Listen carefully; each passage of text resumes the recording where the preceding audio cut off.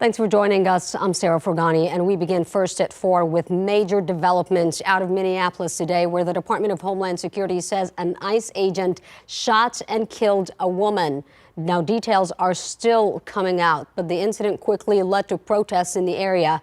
And within the last hour, Minnesota Governor Tim Walz held a press conference on the shooting, blaming the Trump administration's immigration operations. What we're seeing is the consequences of governance designed to generate fear, headlines, and conflict. It's governing by reality TV. And today that recklessness cost someone their life. Walz urged the Minneapolis community to remain peaceful if they choose to protest. He also issued an order to prepare the Minnesota National Guard. CBS's Nicole Skanga has the latest now from Minneapolis. A 37-year-old woman was shot and killed in her car by an ICE officer Wednesday morning in Minneapolis, according to federal officials and eyewitnesses.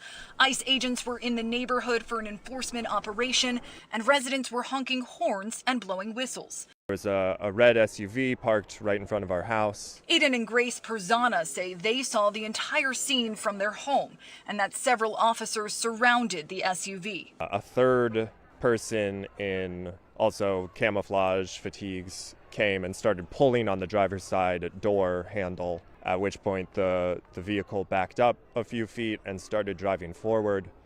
The agent who was on the driver's side originally, who was not pulling on the handle but had been there prior to that, shot 2 or 3 times through the driver's side window.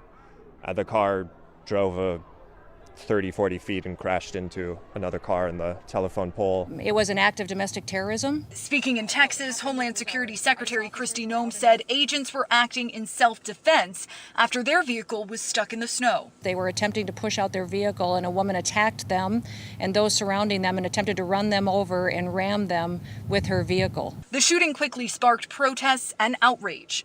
Just this week, the Trump administration launched its biggest crackdown on illegal immigration, sending about 2,000 agents into the Twin Cities.